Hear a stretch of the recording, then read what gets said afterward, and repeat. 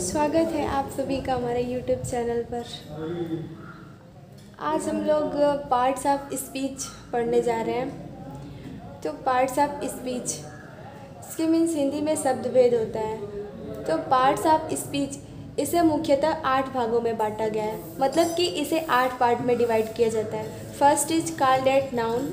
Noun means Hindi में हमारी संज्ञा होती है।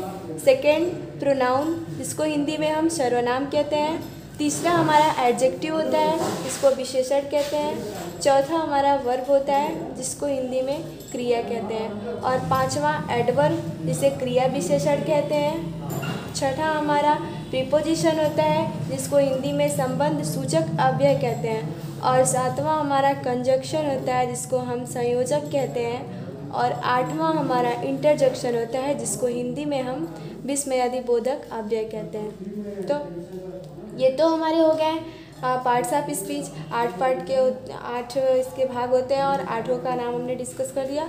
अब इसको हम बारी बारी से डिफाइन करेंगे। तो सबसे पहला हमारा पार्ट ऑफ स्पीच नाउन था, जिसको हम संज्ञा कहते हैं। तो सबसे पहले हम नाउन के बारे में जानते हैं। What is noun? तो पहले हम नाउन की डेफिनेशन जानते हैं। नाउन मीन्स हिंदी में हमारा संज्ञा होता है। तो पहले हम इसकी डेफिनेशन पे चर्चा कर लेते हैं। तो कह रहा है कि a noun is the name of a person, a place or a thing. मतलब कि जो शब्द किसी वस्तु, स्थान या प्राणी का बोध कराएं, उसे संज्ञा कहते हैं। मतलब कि हम जो ऐसा शब्द बोले जिससे हमें लगे कि हम किसी वस्तु की बात कर रहे हैं, या फिर किसी स्थान की बात कर रहे हैं, या किसी प्राणी की बात कर रहे हैं, तो वो हमारा संज्ञा हो जाएगा। जैसे कि हम कहते हैं टेबल, तो हम जब टेबल बोलते हैं तो हमें ऐसा महसूस होता है कि टेबल कोई वस्तु है। तो हमें ये महसूस हो गया कि कोई वस्तु है। ये टेबल वर्ड हमें किसी वस्तु होने का बोध कराया। तो ये हमारा हो गया नाउन। और दिल्ली, अगर हम कह रहे हैं कि Delhi is a big city, तो मतलब कि दिल्ली बोलने पे हमें ऐसा लग रहा है कि ये किसी स्थान का नाम है। सिटी कह रहे हैं, चूँकि सिटी है तो स्थान का नाम ही होगा। तो हम जानते हैं कि दिल्ली मशहूर सिटी है, तो ये हमारा किसी स्थान का बोध करा रहा है। तो ये दिल्ली हमारा नाउन हो गया। और एग्जांपल हमने लिया है मोहन। ये किसी प्राणी, मतलब किसी लड़के का नाम है। तो हम यहाँ पे मोहन कह रहे हैं, तो हमें ऐसा लग रहा है कि हम किसी प्राणी की बात कर रहे हैं, किसी लड़के की बात कर रहे हैं। तो ये हमारा नाउन हो गया। और भी बहुत सारे एग्जांपल होते हैं। अब हम देखते हैं काइंड्स ऑफ नाउन। नाउन की काइंड्स, नाउन के प्रकार, कितने प्रकार का नाउन होता है। तो कह रहा है कि नाउन निम्नलिखित 5 प्रकार के होते हैं। मतलब नाउन के जो पार्ट हैं वो 5 टाइप्स के होते हैं। पहला हमारा प्रॉपर नाउन होता है, जिसको हिंदी में हम व्यक्तिवाचक संज्ञा कहते हैं। दूसरा हमारा कॉमन नाउन, जिसको हम जातिवाचक संज्ञा कहते हैं। तीसरा हमारा मटेरियल नाउन होता है, जिसको हम पदार्थवाचक संज्ञा कहते हैं। चौथा हमारा कलेक्टिव नाउन, इसको हिंदी में समूहवाचक संज्ञा। और पांचवा अब्स्ट्रैक्ट नाउन, जिसको हम भाववाचक संज्ञा कह रहे हैं। तो अब हम इसको बारी बारी से डिस्कस करेंगे, डिफाइन करेंगे, देखते हैं कि ये होते क्या हैं। तो पहला हमारा था प्रॉपर नाउन। प्रॉपर नाउन, जिसको हिंदी में हम व्यक्तिवाचक संज्ञा बोले थे। तो प्रॉपर नाउन क्या होता है, चलिए देखते हैं। कह रहा है कि जो नाउन्स किसी विशेष व्यक्ति, वस्तु या स्थान का बोध कराए, उसे प्रॉपर नाउन कहते हैं। अभी हमने जब संज्ञा की डेफिनेशन देखा था, तो उसमें कह रहा था जो शब्द किसी वस्तु, स्थान या प्राणी, किसी वस्तु, स्थान या प्राणी का बोध कराए। लेकिन यहाँ पे ऐसा नहीं है। यहाँ पे किसी विशेष व्यक्ति, वस्तु या स्थान का, थोड़ा सा बस डिफरेंस है। नाउन किसी भी व्यक्ति, एनीवन, कोई भी पर्सन हो, कोई भी थिंग हो, कोई भी प्लेस हो, उसका बोध कराता है। लेकिन उसकी जो टाइप्स में प्रॉपर नाउन होता है, वो किसी विशेष व्यक्ति, वस्तु या स्थान का बोध कराता है, उसे हम प्रॉपर नाउन कहते हैं। जैसे कि रोहन है। अब हम जानते हैं कि रोहन कोई लड़के का नाम होगा, किसी लड़के का नाम होगा। लेकिन यहाँ पे उस लड़के में विशेष किसको कहा गया है? रोहन को कहा गया है। तो यहाँ पे ये व्यक्ति विशेष है, ये व्यक्ति जो है वो विशेष है, रोहन विशेष व्यक्ति है। तो ये प्रॉपर नाउन के अंतर्गत आएगा। और सेकेंड हमारा दिल्ली लिया हम। यहाँ भी दिल्ली हम नाउन कहते हैं इसको। तो ना, अब कोई पूछेगा कि दिल्ली नाउन होता कौन सा है, तो यहाँ पे हम देखते हैं कि दिल्ली सिटी तो कई सारी होती है। शहर के नाम तो कोलकाता, दिल्ली, मुंबई, बहुत सारे हमारी सिटी हैं। तो उसमें से किसी एक विशेष सिटी, दिल्ली की बात कर रहे हैं हम, तो ये दिल्ली हमारा प्रॉपर नाउन के अंतर्गत आ गया, मतलब कि व्यक्तिवाचक संज्ञा या किसी विशेष स्थान का नाम है, तो ये हमारा प्रॉपर नाउन हो गया। और तीसरा एग्जाम्पल हमने लिया है नेहा। ये भी हम तो लड़कियां तो बहुत सारी हैं, लेकिन उस लड़की में एक विशेष लड़की नेहा की बात की जा रही है यहाँ पे, तो ये हमारा नेहा प्रॉपर नाउन के अंतर्गत आ गया। जैसे इसको सेंटेंस में ऐसे यूज करते हैं कि रोहन लिव्स इन दिल्ली, रोहन दिल्ली में रहता है, रोहन दिल्ली में रहता है, मतलब कि रोहन, यहाँ पे हम किसी भी लड़के की बात नहीं कर रहे हैं, एग्जैक्टली रोहन की बात कर रहे हैं, तो रोहन हमारा प्रॉपर नाउन आ जाएगा। और रोहन ये भी नहीं कह रहे हैं कि Rohan lives in a city, ऐसा नहीं कह रहे हैं, Rohan lives in Delhi city, मतलब कि दिल्ली शहर में रहता है, मतलब शहर का नाम, एग्जैक्टली शहर का नाम डायरेक्टली दे दिया गया है, तो ये हमारा दिल्ली जो है ये हमारा प्रॉपर नाउन हो जाएगा। अब हम पार्ट्स ऑफ स्पीच की दूसरी टाइप्स देखते हैं, ये क्या होता है। तो हम सेकेंड टाइप्स देखते हैं, जिसको हम कहते हैं कॉमन नाउन। तो कॉमन नाउन क्या होता है? देखिए, कॉमन नाउन मीन्स हिंदी में हम बताए थे कि जातिवाचक संज्ञा होती है। अब इसकी डेफिनेशन देख लेते हैं, ये कॉमन नाउन होता क्या है। तो कह रहा है कि जो नाउन एक ही जाति की वस्तुओं का ज्ञान कराए उसे हम कॉमन नाउन कहते हैं। एक ही जाति की वस्तुएं, मतलब कि जैसे यहाँ पे कह रहा है बाइक। अब बाइक तो बहुत सारी है, हीरो होंडा पल्सर अलग है, बाइक्स बहुत सारी हैं, लेकिन इसमें एक जाति होती है बाइक की। एक मान लीजिए हमारा 4 व्हीलर है, 2 व्हीलर है, उसमें अब बाइक की बात करें अगर हम, तो उसमें भी अलग अलग नाम होते हैं, अलग अलग टाइप्स की होती है बाइक। तो बाइक हमारा बाइक वाली जाति का बोध करा रही है, तो ये हमारा कॉमन में हो गया। अब किसी विशेष की बात करें, मान लीजिए हम हीरो होंडा की बात करते हैं, तो ये हमारा प्रॉपर नाउन आएगा। क्यों?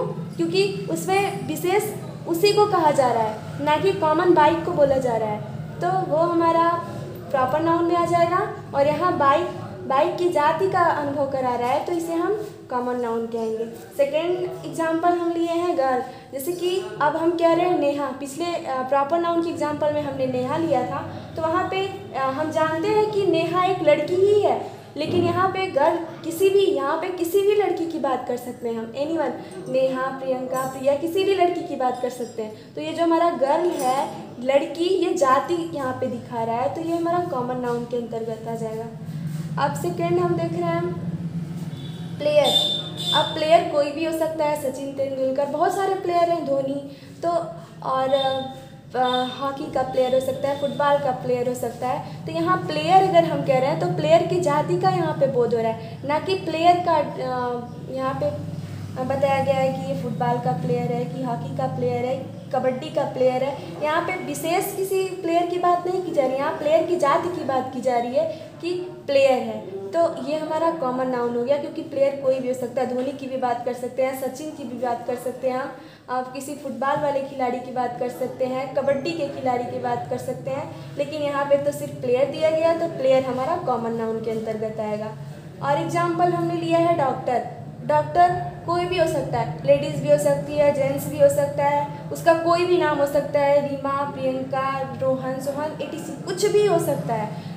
लेकिन यहाँ पे हम डॉक्टर अगर कह रहे हैं, तो हमें उसकी जाति का बोध हो रहा है कि ये डॉक्टर्स में आते हैं, ये डॉक्टर्स हैं, ढेर सारे डॉक्टर हैं, कह रहे कि ये सभी लोग डॉक्टर हैं। अब उसमें किसी एक का नाम अगर रखा जाएगा, तो वो प्रॉपर नाउन के अंतर्गत आएगा। मान लीजिए हम कहते हैं कि डॉक्टर रोहन, कहते हैं डॉक्टर रोहन, तो वो डॉक्टर तो है, लेकिन उसका नाम भी बताया गया है रोहन, तो ये वो हमारा प्रॉपर नाउन के अंतर्गत आ जाएगा। और बस हम डॉक्टर कहते हैं, तो वो कोई भी डॉक्टर हो सकता है, एनीवन, कोई भी, चाहे वो लेडीज़ हो, जेंट्स हो, तो हमारा डॉक्टर कॉमन नाउन के अंतर्गत आता है। जैसे कह रहा है कि माई बाइक इज़ ब्लैक। अब कोई भी बाइक, किसी की बाइक वाइट है, ब्लैक है, तो यहाँ पे बाइक जाति का बोध करा रहा है, तो ये हमारा कॉमन नाउन हो गया। Priyanka is a good girl. अब प्रियंका उस लड़की का नाम है, व्यक्ति विशेष है, कोई एग्जैक्टली उसी लड़की को कहा जा रहा है, तो ये हमारा प्रॉपर नाउन हो गया।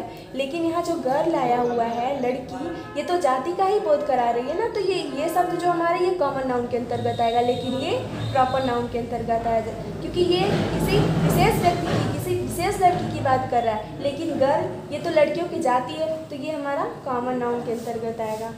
और थर्ड एग्जाम्पल हमने लिया है Alan is a hockey player. Alan जो है वो हॉकी का प्लेयर है। तो प्लेयर, यहाँ पे जो प्लेयर वर्ड है, यहाँ पे हमारा बाइक जो था ये कॉमन नाउन था, गर्ल भी हमारा कॉमन नाउन है, और यहाँ पे प्लेयर, प्लेयर किसी का भी हो सकता है, हॉकी का भी हो सकता है, अब प्लेयर में इसका नाम भी हो सकता है, धोनी, सचिन, एनीवन, कोई भी नाम हो सकता है, कोई भी पर्सन हो सकता है। तो यहाँ पे उस पर्सन की तो बात किया नहीं है, यहाँ पे बस हम प्लेयर वर्ड को देखे हैं, तो ये जो हमारा प्लेयर वर्ड है ये कॉमन नाउन के अंतर्गत आएगा। तो ये हमारा हो गया, कॉमन नाउन खत्म हो गया। अब कॉमन नाउन को कितने पार्ट्स में डिवाइड किया जाता है, तो कॉमन नाउन कह रहा है कि 2 भागों में बांटा जा सकता है। फर्स्ट हमारा काउंटेबल नाउन, ये दोनों कॉमन नाउन के अंतर्गत आते हैं, काउंटेबल नाउन, सेकंड हमारा अनकाउंटेबल नाउन, ये कॉमन नाउन के ही पार्ट होते हैं। तो काउंटेबल नाउन क्या होता है, एक बार इसको देख लेते हैं। कह रहा है कि पढ़ने से ही, जब हम इसको पढ़े, काउंटेबल नाउन मतलब गणनीय नाउन, जिसकी गणना की जा सके, पढ़ने पे ही समझ में आता है, लेकिन देख लीजिए इसका डेफिनेशन कह रहा है वे नाउन्स जिनकी गणना की जा सके, काउंटेबल नाउन के लिए मतलब उन्हें हम गिन सके कि कितने हैं, तो वो हमारा काउंटेबल नाउन के अंतर्गत आ जाएगा। जैसे कि एग्जाम्पल में हमने लिया है पेन, पेन तो कोई भी हो सकती है, ब्लू, ब्लैक, कोई भी पेन का नाम, पेन की नाम हो सकता है, उसकी कौन सी पेन है, उसका एक विशेष नाम भी हो सकता है। लेकिन पेन अगर हम कह रहे हैं तो पेन एनीवन, किसी भी पेन की बात कर सकते हैं हम। तो ये जो हमारा पेन है ये काउंटेबल नाउन होगा। इसको हम गिन भी सकते हैं, 1 पेन है, 2 पेन है, 3 पेन है। ये पेन जाति का बोध करा रही है तो ये कॉमन नाउन होगी, लेकिन कॉमन नाउन में कौन सा नाउन है उसकी बात करें तो पेन को हम गिन सकते हैं, 1 2 3 4 5, इसकी काउंटिंग कर सकते हैं। तो ये हमारा कॉमन नाउन के अंतर्गत काउंटेबल नाउन है। और चेयर, चेयर को भी हम गिन सकते हैं, चेयर कोई भी हो सकती है, प्लास्टिक की चेयर हो सकती है, आयरन मतलब लोहे की हो सकती है। तो चेयर जाति का बोध हुआ इसलिए कॉमन नाउन हुआ, और चेयर को हम गिन सकते हैं इसलिए कॉमन नाउन के अंतर्गत ये काउंटेबल नाउन है। ऐसे ही बॉय, बॉय मतलब लड़का, तो लड़का कॉमन नाउन तो है, ये तो हमने पहले ही बताया था क्योंकि ये जाति का बोध करा रहा है, लेकिन लड़कों को हम गिन भी सकते हैं तो ये काउंटेबल नाउन हो गया। रुपीज़, अब रुपया भी कॉमन नाउन के अंतर्गत आएगा क्योंकि पता नहीं 5 रुपये की नोट है, 10 रुपये की नोट है, तो रुपया जो हमारा ये कॉमन नाउन के अंतर्गत आएगा, लेकिन इसको हम गिन भी तो सकते हैं कि आखिर एग्जैक्टली कितना रुपया, तो ये हमारा काउंटेबल नाउन के अंतर्गत आएगा। तो ये था हमारा काउंटेबल नाउन। अब बात करते हैं अनकाउंटेबल नाउन की। तो कह रहा है कि वे नाउन्स जिनकी गणना करना असंभव है अनकाउंटेबल नाउन कहलाते हैं, मतलब इनकी हम गणना नहीं कर पाते हैं। जैसे कि राइस, अब चावल है उसको लेकर कब तक गिनेंगे, वो गणना करने योग्य है नहीं, तो ये हमारा अनकाउंटेबल नाउन हो गया। वाटर है, वाटर की मात्रा तो हम बता सकते हैं कि 1 लीटर है या फिर 2 लीटर है, लेकिन अगर इसको गिनने की बात की जाए तो क्या हम कभी पानी गिन सकते हैं, नहीं गिन सकते हैं। मिल्क, दूध भी हम नहीं गिन सकते हैं, उसकी मात्रा ज़रूर बता सकते हैं लेकिन इसे हम गिन नहीं सकते, इसलिए ये अनकाउंटेबल नाउन के अंतर्गत आता है। और मिल्क कहेंगे कॉमन नाउन कैसे है, तो गाय दूध तो किसी का भी हो सकता है, पाउडर वाला दूध हो सकता है, गाय का दूध हो सकता है, और भैंस का दूध हो सकता है, इसलिए कॉमन नाउन है। लेकिन इसे हम गिन तो सकते नहीं, इसलिए कॉमन नाउन के अंतर्गत अनकाउंटेबल नाउन में आएगा। पानी है, गर्म पानी है या फिर ठंडा पानी है, फ्रिज का पानी है या फिर समुद्र का पानी है, खारा पानी है, कैसा पानी है, तो पानी भी कॉमन नाउन में ही आएगा।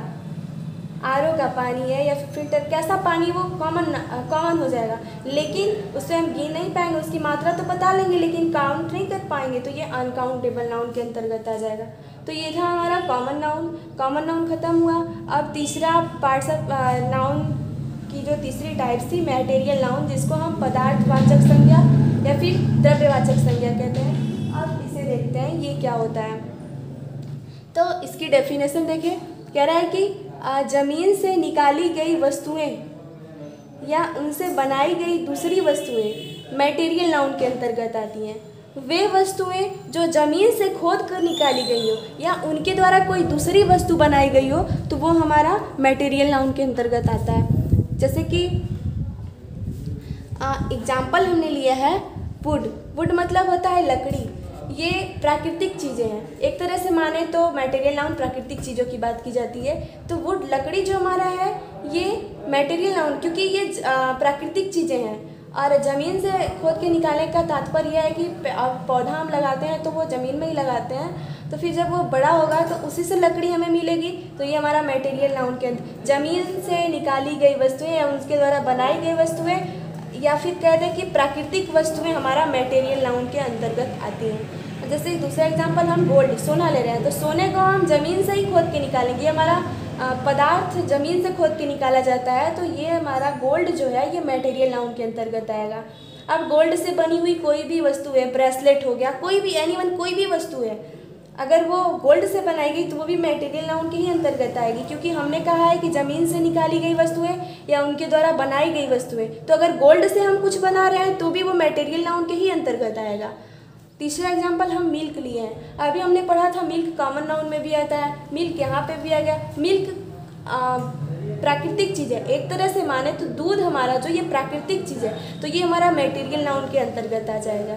स्टील है, स्टील हम जानते हैं कि स्टील को ज़मीन से खोद के निकाला जाता है, स्टील को ज़मीन से खोद के निकाला जाता है, इसलिए हमारा स्टील भी मटेरियल नाउन के अंतर्गत आएगा। स्टील से बर्तन बनते हैं, थाली बनी, प्लेट बना, कढ़ाई बनी, ढेर सारे बर्तन, तो वो भी मटेरियल नाउन के अंतर्गत आएंगे। क्यों? क्योंकि यहाँ पे हम पढ़ रहे हैं कि ज़मीन से निकाली गई वस्तुएं या उनसे बनाई गई दूसरी वस्तुएं मटेरियल नाउन के अंतर्गत आती हैं। स्टील तो हमारा निकाला गया, स्टील, गोल्ड, सिल्वर जो भी है हम ज़मीन से खोद के निकाले, लेकिन गोल्ड और सिल्वर से हमने ज्वेलरी बनाई तो वो ज्वेलरी भी हमारी मटेरियल नाउन के अंतर्गत आएगी। और स्टील से हमने बर्तन बनाया तो वो भी हमारा मटेरियल नाउन ही कहलाएगा। तो ये था हमारा मटेरियल नाउन। अब चौथी टाइप्स हमारी थी काउंटेबल नाउन, तो collective noun. Collective noun means हम बताए थे हिंदी में समूहवाचक संज्ञा इसको कहते हैं। तो देखते हैं ये होता क्या है। कह रहा है कि जो नाउन्स समूह का ज्ञान कराए वह कलेक्टिव नाउन समूहवाचक संज्ञा कहलाती है।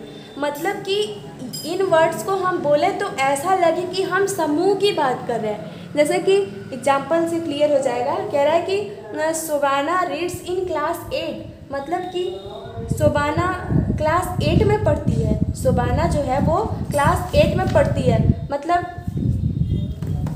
हम क्लास 8, यहाँ पे जो हमारा क्लास 8 है, कुछ ज़्यादा नहीं है, हम बस क्लास 8 की बात करें।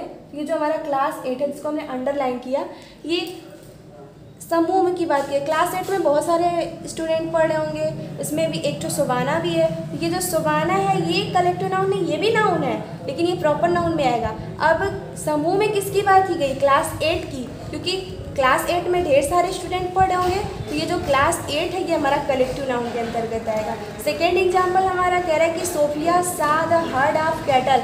हर्ड मतलब होता है हमारा झुंड, तो हर्ड ऑफ कैटल कह रहा है कि शोबाना पशुओं का झुंड देखी। Sophia saw the herd of cattle, Sophia ने पशुओं का झुंड देखा। तो यहाँ पे जो झुंड है मतलब पशु की बात तो कर रहे हैं हम, लेकिन पशु झुंड में है, तो ये समूह जो हर्ड वर्ड है ये जब हम बोले तो हमें समूह का बोध हुआ, तो ये हर्ड जो हमारा कलेक्टिव नाउन के अंतर्गत आएगा। थर्ड एग्जाम्पल हमारा कह रहा है कि a giraffe found a bunch of banana. कह रहा है कि a giraffe found a bunch of banana, मतलब कि एक जिराफ ने बंच ऑफ बनाना का बंच, इसका a giraffe found a bunch of banana, मतलब कि जिराफ ने एक केले का गुच्छा पाया, या फिर झुंड, बंच में झुंड भी कह सकते हैं या फिर गुच्छा। तो यहाँ पे बनाना केला है चूँकि, तो गुच्छे से ही बात करेंगे। तो कह रहा है कि जिराफ जो है वो केले का एक गुच्छा पाया। तो यहाँ पे अब बंच से हम जब बंच कह रहे हैं तो हमें पता चल रहा है कि ये केलों के समूह की बात की जा रही है। यहाँ पे केले के समूह की बात की गई, इसलिए जो बंच वर्ड है ये हमारा कलेक्टिव नाउन के अंतर्गत आएगा। चौथा एग्जाम्पल हम देख रहे हैं, कह रहा है कि Indian army fought bravely. Indian army fought bravely. अब यहाँ पे देखते हैं हम आर्मी है, यहाँ पे आर्मी वर्ड आया हुआ है, तो आर्मी समूह की बात की जा रही है। अब आर्मी में किसी की भी बात कर सकते हैं हम, तो आर्मी वर्ड यहाँ पे कलेक्टिव नाउन के अंतर्गत आएगा, क्योंकि ये समूह का बोध हमें करा रहा है। तो ये था हमारा कलेक्टिव नाउन। अब लास्ट हमारी टाइप्स बची थी अब्स्ट्रैक्ट नाउन। तो अब हम अब्स्ट्रैक्ट नाउन की चर्चा करेंगे। अब्स्ट्रैक्ट नाउन मतलब हम हिंदी में बता दें कि भाववाचक संज्ञा होती है। तो देखते हैं ये क्या होता है। कह रहा है कि जो नाउन्स ऐसी वस्तुओं का बोध कराए जो देखी न जा सके, बल्कि उसके गुण अवस्था या भाव का अनुभव हो सके। मतलब कि हम ये वर्ड्स जब बोले तो हमें ऐसा महसूस हो कि हम किसी के गुण या फिर अवस्था या भाव को बता रहे हैं, तो वो हमारा एब्स्ट्रैक्ट नाउन के अंतर्गत आएगा। जैसे कि एग्जाम्पल से क्लियर हो जाएगा। कह रहा है कि एक एग्जाम्पल में दिया, honesty is the best policy. Honesty is the best policy मतलब कि ईमानदारी सबसे अच्छी नीति होती है। ईमानदारी, अब हम कह रहे हैं ऑनेस्टी, ईमानदारी।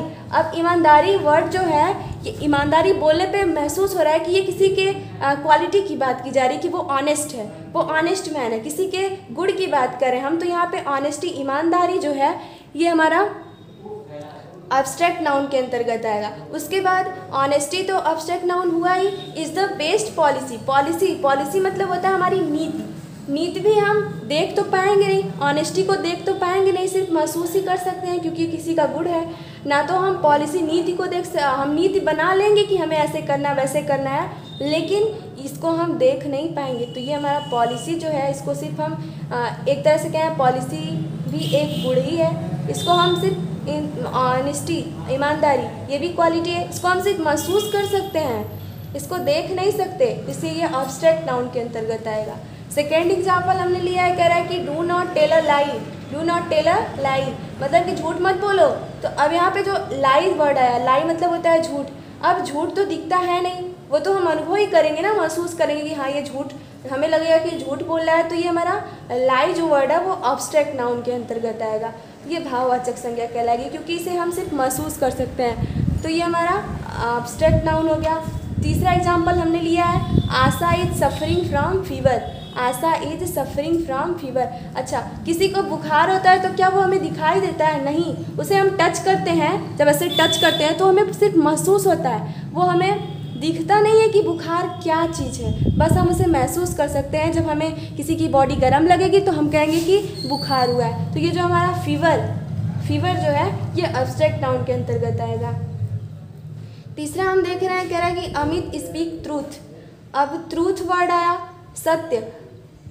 कोई अगर हमारे सामने कुछ बोल रहा है तो हम इसे महसूस कर सकते हैं कि सही बोल रहा है कि झूठ बोल रहा है, क्या कह रहा है। तो ये भी हम इसके भाव का ही अनुभव करेंगे। तो ये हमारा एब्स्ट्रैक्ट नाउन के अंतर्गत आएगा। ये थे हमारे काइंड्स ऑफ नाउन के प्रकार, और इसको हमने एग्जाम्पल के माध्यम से बताया। तो आज की हमारी वीडियो देखने के लिए थैंक यू सो मच।